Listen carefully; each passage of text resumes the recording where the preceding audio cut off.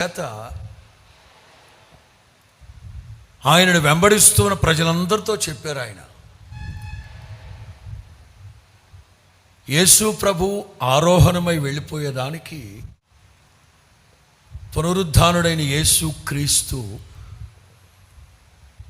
మరణపు ముళ్ళుని విరిచి సమాధిని గెలిచి తిరిగి లేచాక 40 రోజులు సశరీరుగా ఉన్నారు. ఆయన ఈ 40 రోజుల్లో 11 సార్లు అక్కడక్కడ